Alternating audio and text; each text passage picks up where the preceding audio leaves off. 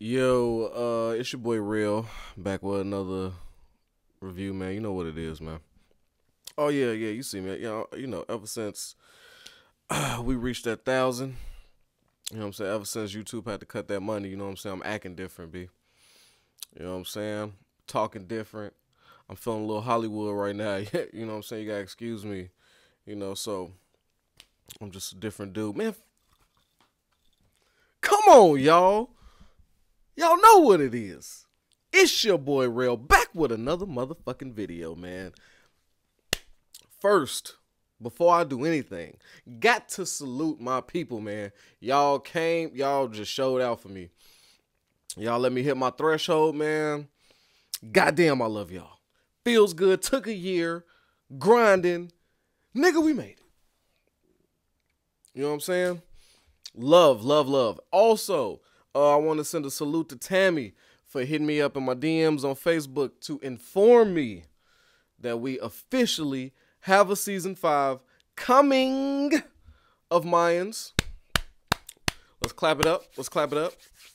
This is this is a great episode. This is gonna be a great just show right now because it's so much shit to salute.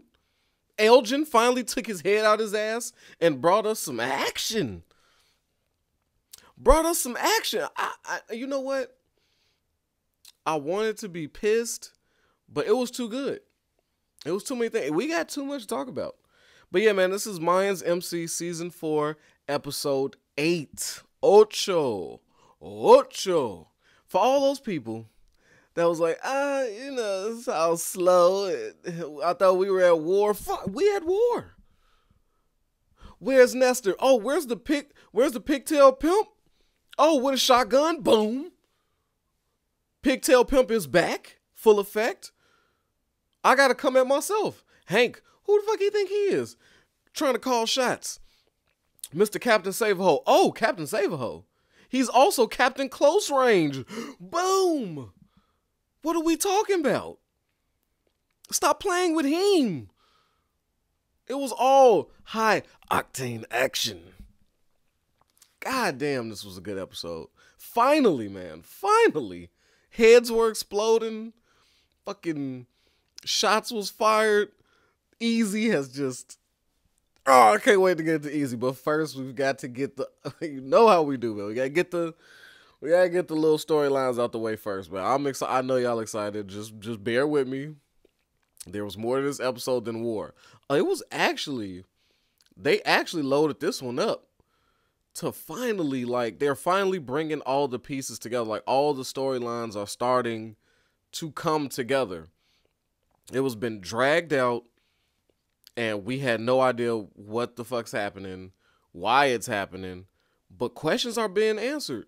And finally, goddammit, finally, we see his purpose now. Except one. He managed to bring everything together, and we're going to talk about that. He managed to bring everything together. Except this fucking Emily scene. Like, why? Why? Fucking Emily?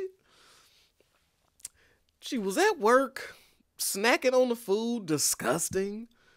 She's a terrible waitress. You're not supposed to be back there with your little dirty fingers in the food that's about to come out to me. What are you doing, Emily? You clearly privileged. What? No, you get a discount. You wait till your lunch break to eat. The fuck is wrong with you? So she's back there doing that. Some agent-looking gentleman is asking about her. Sandy, where are you? She hit the back door, packed her bags, back to Kentucky. Who gives a shit, man? Like, that was literally, that was the only thing, the one thing I found bad about this entire episode is that Elgin was like, yeah, okay, boom, this person's coming in. It's going to tie in like this. Alita's coming in. It's going to tie in like this. Miguel's, we finally got him from the nunnery. We're going to tie it in like this. Fuck it, just throw Emily in there. It felt like a fuck it, just throw Emily in there. It felt like it. And if you had a purpose for Emily, this might have been the episode to do it, which further lets me know she's just here contractually, because I'm not seeing it. I'm just not seeing it. But maybe she's like a super reveal. Maybe we're all wrong. How likely is that? But I mean, you never know, man. You never know. But yeah, so that was Emily's. I felt like I could just get that out the way. Now let's go to Adelita. Adelita is exactly the mother I thought she would be. Forcing her fucking toxic, rebellious breast milk into that baby. That baby feels energy, ma. And your energy is off. That baby don't want to suckle on that. He's like, this feels like the devil's milk. An Angel coming in, Angel's got me so conflicted. Looking like fucking responsible papa. Like, him being with his son is giving me flashbacks of my fucking 15-year-old 15 years ago. You know what I'm saying? Like, my baby girl 6 years ago. Like, it's just giving me that big papa energy with his baby. And I just love to see it. And then he's being patient, but he's also, like, not fucking around with Adelita. Like when he told her, yo, I love you, Adelita. Let's not get it fucked up. I love you. But if you leave again, the baby stays. So, I don't know what you're going to do with that information. I don't know what that means to you. But I just saw my brother shoot the love of his life close range in her fucking head. And guess what? They didn't have a kid together. That was just some keeping me out of prison shit. So, when it comes to you, you trying to leave and take my son? I don't know, might be curtains for you. So, I do appreciate Angel in that. That was some gangster. That was a subtle threat. Subtle gangster shit. I appreciate that. And you would think, I mean, Adelita's whole career has been raising other people's children, the forgotten kids. It's so ironic that she has one kid that's actually her responsibility. She was in charge of teams of children, feeding them, training them, having them do espionage, all this type of shit. But now she's fucking in fetal position in the bathroom because her baby won't stop crying. It's too much. And and ladies, please forgive me. I don't know how postpartum work. So I'm just going to be very ignorant right now. I am putting it out there. I'm on some very ignorant shit. That baby is close to walking. How long does postpartum, like, it just feels like you're past that postpartum stage, like, to me a little bit. Like, I don't want to be insensitive or nothing, you know what I'm saying? I don't want to get killed, but, like, come on now. You giving heavy postpartum vibes, but you ain't seen this baby ever since you conceived it. It was taken, and boom, you have been on the path to get this child for many, many months now. That baby is soon to be walking. So, like, I don't know. But Angel's being very responsible, and I wanted him dead for that Coco shit, for that Letty shit. But I don't know. And I hate that I'm about to change my mind on Angel so quickly. Like, I've been killing him for 2 episodes, and now I'm like, it's like he's turning the corner being the dad now, and it's just like, ugh. You know. Speaking of dads,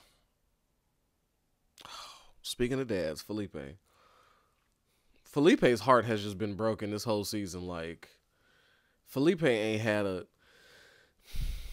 the best feeling Felipe had was digging out old Angel, old, easy baby stuff, preparing for his grandchild, only to deliver the mother of his grandchild to the hospital to give birth to a dead child. So it has been down. His kids ain't been talking to him. He's closing up the shop that was, like, iconic to him and his family. Like, that was theirs. That's what they did. That was the tradition. That's where the rat-faced cousin would drop notes for Easy about, trying to get information and shit. That butcher shop was the focal point of a lot of shit. And it felt like that was the one, like, it just feels like the death of the Reyes family, like, as a unit. I don't know. It's real bad because Easy rolled in, started talking about that picture that used to be up on that wall. How he was trying to figure out how he was the dog in the ocean drowning. Then he realized, nope, I'm the ocean. Thought that was deep. I like that. And yes, he is correct. Easy is the ocean. You fuck with Easy, you're bound to drizzle. It just is what it is. And wow. Felipe just looking like am I the only one who got that John Q vibe, that fucking from Seven? What's in the box? Brad Pitt, what's in the box? Felipe with this motherfucker Easy coming in on serial killer shit. I'm telling you, Easy is a fucking serial killer. I don't give a fuck what y'all talking about. I don't care how many bodies Jack's caught. He ain't never caught bodies in such a manner like Easy, and just was like, dude, Easy's a shark in the water. Jack's had, like, I mean, they both got their reasons for doing what they're doing, but Jack's, you just felt it was, I don't know. It was like shit. He had, like, you just felt bad. He felt bad. Shit, you just had to do it. And yeah, Easy waking up in cold sweats, having that flashback of Gabby, all the good times. So for all of y'all forgot about Gabby, they gave you a nice little send-off. She gave her a send-off of her black eye bruise. No, she was fucked up while being with Easy. Being there while he was shot. Love on the beach. Just, that's why it hurts. For Gabby to just be gone, for the door to close like that, that was unnecessary. That poor girl could have just been fucking at that hospital working. They did not have to close her book like that. But then leave Emily's. Oh, for why? I'm about to piss myself off. I'm sorry, y'all. I'm not going to do it. Emily just pisses me off, man. I don't. Anyway. So, yeah. Easy coming in cryptic. Letting Pops know, yeah, she's buried. What did you do? It seemed like that was amazing acting in that scene. That fucker can act. He can act. Because I was sitting there like, while Felipe was talking and asking questions, his face was fucking fluttering and tears is about to, it's like he's fighting tears. He's got anger, sadness, confusion, just like he's fucked. And he has he doesn't know why. And it's his son, and it's just, it was all rolled up in one, and you felt every piece of that. And I was like, God damn, this was good. God damn, that was a good scene. Whew. But yeah. So the Easy just let them know, like, yep, that happened. I'm the ocean. Gabby's buried. So deuces, basically. And then the one thing, because you know, when Felipe said, I'm glad your mother wasn't here to see this.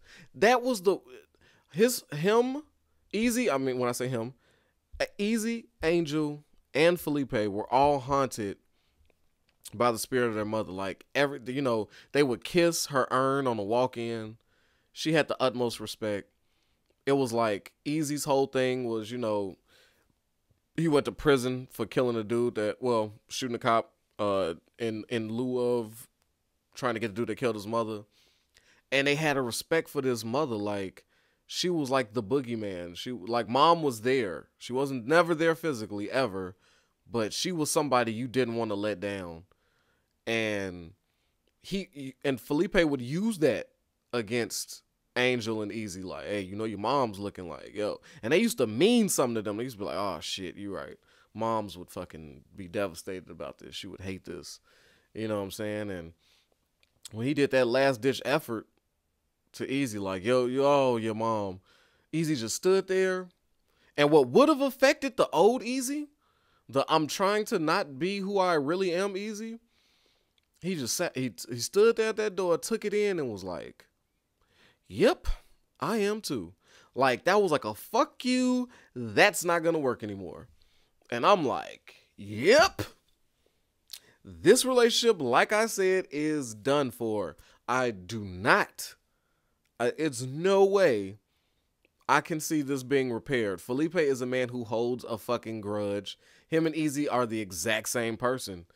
And they are the same.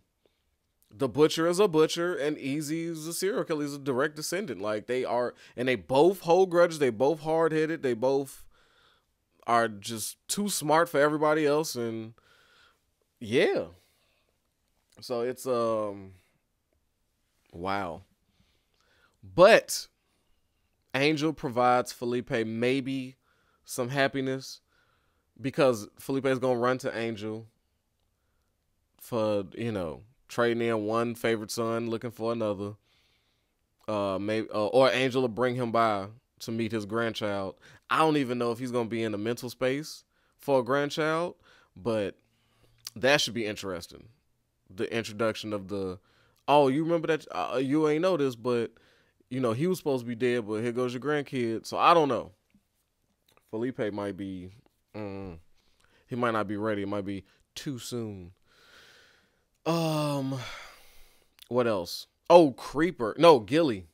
Is anybody else getting a vibe with Gilly and his lieutenant lady? CM Punk's wife or girlfriend or baby mama, whatever. They didn't really specify. But am I the only one feeling like Gilly's had smashed, or they had something before, or is it something nastier, like, if CM Punk was never around, then me and you would have been the thing, but and that feels a little nasty. Like, Gilly socking out Angel over smashing his dead brother's daughter is super fucked. But if Gilly also harboring feelings for his mans who's losing his shit, who they're all supposed to be taking care of, if they fake flirting and about to do, that's also nasty work. What's happening to my group? I don't know this. I could be putting smut on Gilly's name for absolutely no reason, but I can't shake this feeling that him and Shorty had something or want something. Either way, it's still it's still there. And I got to be honest, that scene, it was not triggering as people would, as people usually use that word, oh, I'm triggered. But when they sat there at that table discussing shit, and she's saying yo, that's a gift that you able to just see certain shit as black and white. How was you able to just get over it? And he let you know, how I look at it, we went over there, we did our job, and we came back home. That was it. That's how I cope. Right? And she's like, oh, wow, that's a gift. That you could just separate, church and state like that. You just do that. And he's like, yeah. I mean, now, before I get into this, to her credit, she doesn't know that he just had a wild-ass murderous night. He calls it hanging out with the guys, which is fucking dark as hell. Oh, what you do? I was just hanging out with the guys. And Gilly is just an amazing, I leave that shit out there. He's like, yeah, just hanging out with the guys. I'm like, if that's hanging out with the guys, my dude, well. But what I didn't like is how she goes into the detailing of her issues. She's like, yeah, you could separate, but see, that call is on me. And then Gilly's like, no, you good. You did what you had to, but that was my call. And then I see the face of the little girl who this, and then her grandma, and just piling this shit on until Gilly just chill. He slammed the table fuck off. You know what I'm saying? Wakes up the annoying little kid. She goes and deal with that, whatever. But this is what I hate when it comes to your significant other, your friends. This is a good teachable moment, this Gilly situation. If we could talk some real shit real quick. Ladies or guys, whatever, whoever your significant other is, this is something to learn from.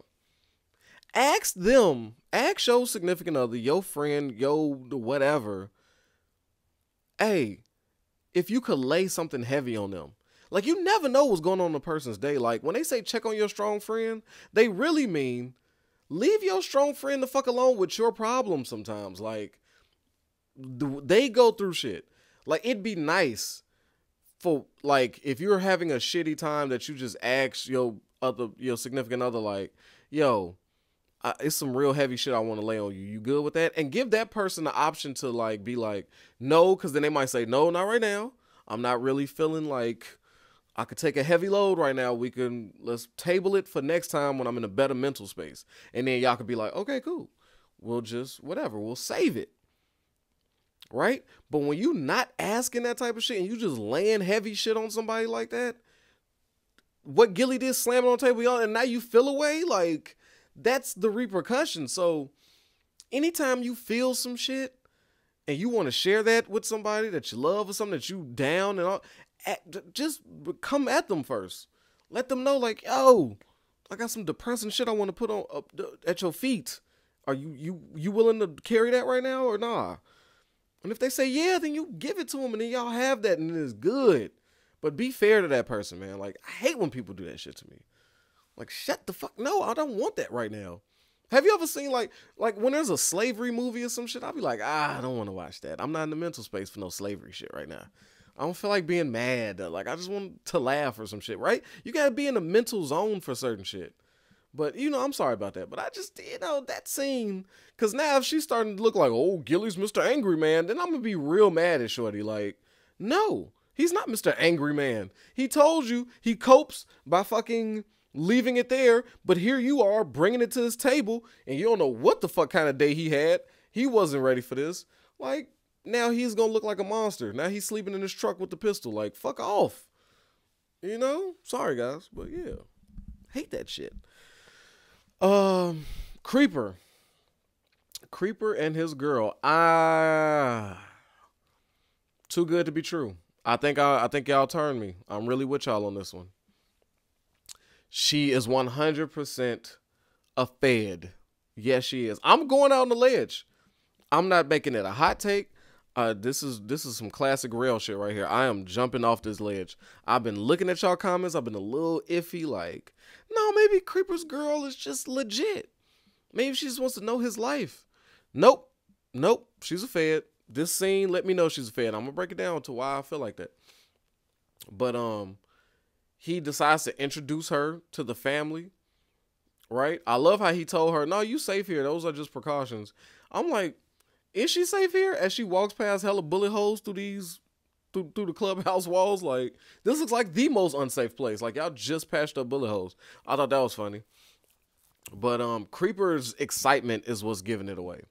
Like, his like childlike, when he grabbed her and he's doing all this and going like, come on, meet the family. Oh, they're gonna love you. Like, he's like the chick introducing the guy to her dad or some shit. Like, that's what Bishop felt like. Like, Creeper just seemed like the woman in this situation. He is too giddy and happy. And then she comes in all cool and shit, making little jokes with Bishop and shit. And Bishop was his most normal also. Side note, before I get into it, the Bishop was really sober. Killing people does something. I don't know. I'll never find out, but I don't know. It satisfied his need for alcohol and drugs. If y'all having a problem, I don't suggest you start killing people, but it seems to work for Bishop. So just, I don't know. Bishop is a fucking psycho, but he was his most normal this episode. And so Creeper is like introducing her to like his dad, Bishop, and she was just too cool. And then they leave out, and he's all like, "Yeah, this is how I knew." When he walked out and was like, yeah, just introducing my guys to my girl. And she like, oh, your girl. And I was like, yeah, bitch, his girl. Unless you a fed. Because who doesn't, and now it's too soon. You've been laid up under me. We've been snacking and sharing our trauma and shit. And then I introduced you to my squad. You think I introduced any bitch to the guys? Like, no, you're my girl. Yeah, I'm not understanding. And now he's feeling a little funky about it. He's like, well, I guess one day, if that's cool with you, like, I'm fine right now.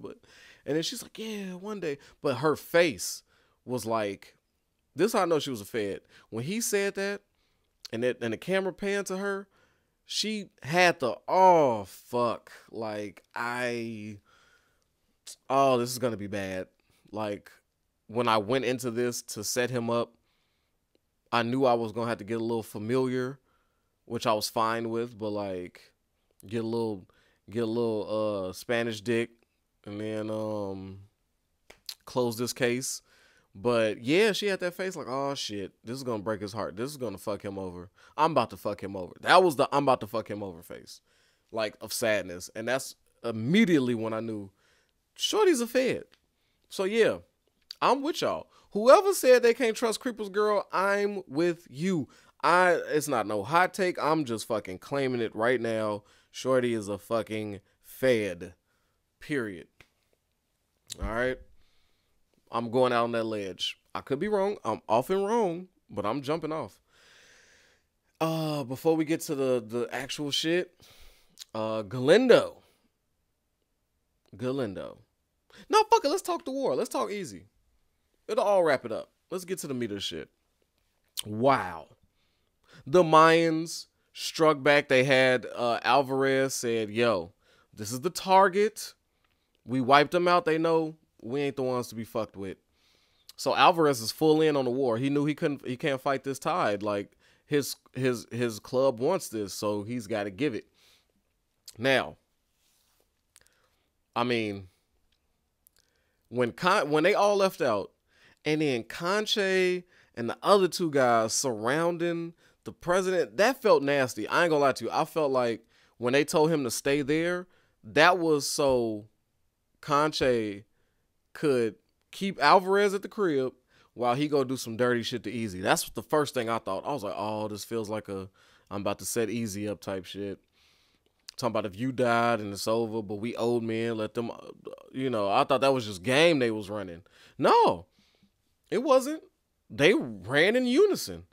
They came through, cleared shit out. They got some stragglers out there that did not see that coming. Oh, by the way, that first scene reminded me of Road Rash 3D. Y'all might be too young, or y'all might not play games, but Road Rash 3D was one of my favorite video games, and I was fucking excited to see a bike fight. Like, Buddy with the bat, ding! He's like, oh shit, okay, gunshot. And then Buddy whipped out the chain? Like a fucking, like, that looked dope with the different colors and shit. I mean, I wanted more of that. Like, I would love to see more bike on bike violence. I don't know. I don't know how, like, logical that'll be, but fuck logic. I'd like to see it. That looked fun as fuck. Not to, like, partake in, but, like, to watch, definitely. But, yeah. Back to the murder of, San Padre? What was the name? What's the name of that? San Bernardino? The Sons? Okay. But yeah, motherfuckers got picked off early. And then they did this whole we infiltrating with the prospect. Prospect got his whole shit missing. Like, they're in the backseat. Wow. He had a head and then wow. He no longer had a head. That shit was gone. And they fucked them up. Fucked them up in good fashion. It was no talking.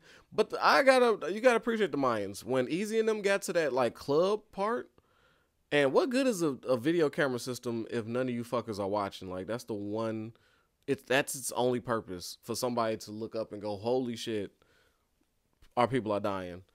But okay. Taza saves Bishop life. Right? Bishop was done for. Taza comes through, nips that, and then Easy and Conche end up together. Whoa. Easy is that man. He looked over at Conche and said, caught you slipping. Bong! Because ain't that what Conche told him? So Easy he's that dude. I'm going to get you out the paint, out the way right now. Easy would have never had a better chance to do it than right then and there. He took that chance, paid off. So now they cleared out that clubhouse. They let everybody know what time it was. And now this is what, now, so as exciting as that war was, right? Because there's nothing to break down about the actual shooting. Gilly looked like he had a little PTSD. But the main takeaways was Taza saving Bishop and Easy killing Conche. That was about the biggest takeaways from that whole slaughter, right? So, as far as Easy and Conche go. Manny, who I was skeptical about in the beginning, switched over because he showed his genius. So I'm like, okay, I'm Team Manny. I'm fucking with it. I guess he's supposed to be Coco's replacement. A little nasty, but I'm fucking with him. And now he talking a little crazy. He talking a little crazy to Easy. And now I'm feeling the way. I'm like, ain't you the same man who said, hey, we the future?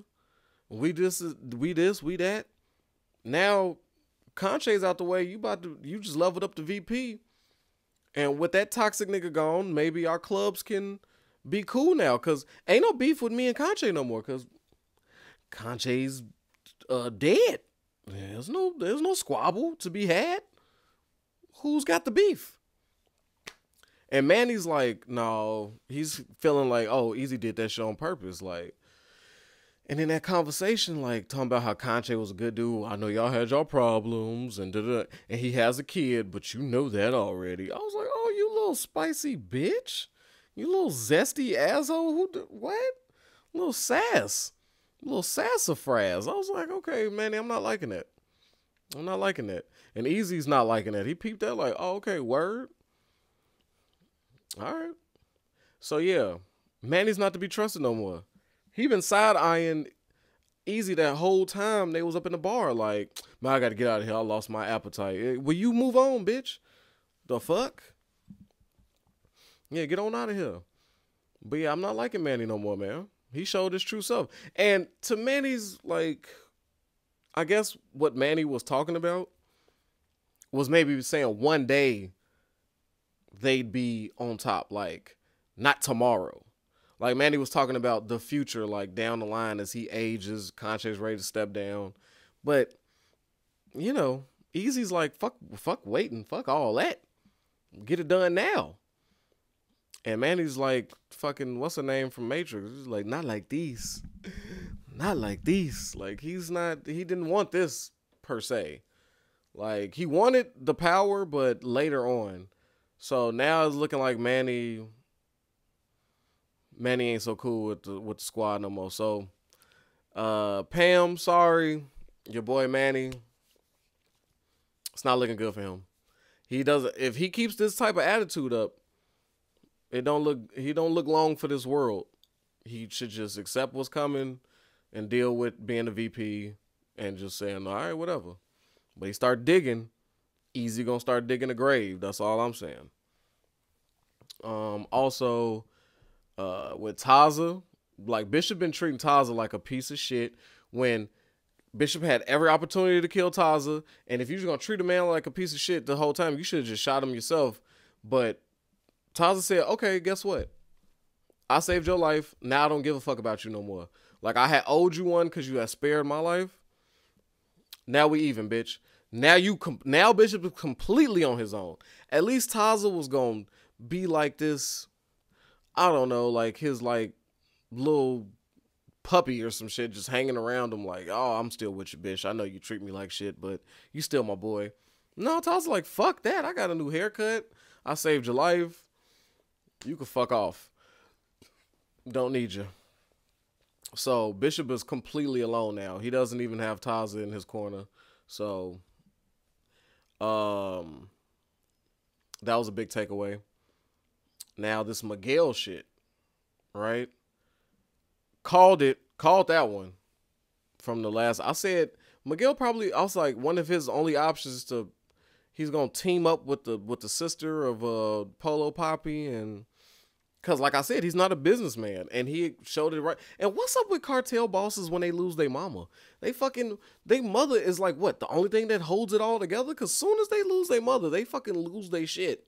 Like, I love my mama. I'm sure a lot of y'all love y'all mama, but like, you're a fucking killer of moms. Like, I don't know. It's beyond me. I don't know. But they flipped the fuck out, and like, it's just whatever. So Polo Poppy does the classic bad guy, I'm going to tell you my plan before I do it so you have time to like fuck me over. Because so apparently they had a system where they both would run the family business, right? The cartel, the family cartel. Now, brother and sister combo. Okay. So if you're one half and you want to take the whole shit over, typically you just go do that. Like, you start undermining the other person piece by piece so that they don't see it coming. They kind of, then once they think they got an idea of it, boom, they're already out and they have nothing now. You've severed all their ties to the family business. Like, of course, his number one lieutenant hitter works for his sister, for real. The Blade woman with the fucking sword and the motorcycle, yeah. This whole time, we thinking she's the number one enforcer for Polo Poppy. Whole time is for his sister. Should have seen that coming. Because his sister is smart and he's not. So he goes and talks shit about her and does this and what he's gonna do, but I'm gonna let you live. And she like, dummy. Because I'm not gonna let you live. Now that you just told me all this. She's on some Tyrion shit. Like, he is like Jaime and she's Tyrion. Like, she moved immediately. As soon as this motherfucker dipped out that office, she went right and said, hey, Miguel. And she been setting this up because Polo Poppy didn't even know Miguel was even there. That was a whole secret mission. She set that whole thing up. So the rise of Miguel is on the way. Him and the sister, because she needs a man. She needs somebody that the cartels will respect. Miguel is a easy fixer. Get my stupid ass brother out of here. Get Miguel in.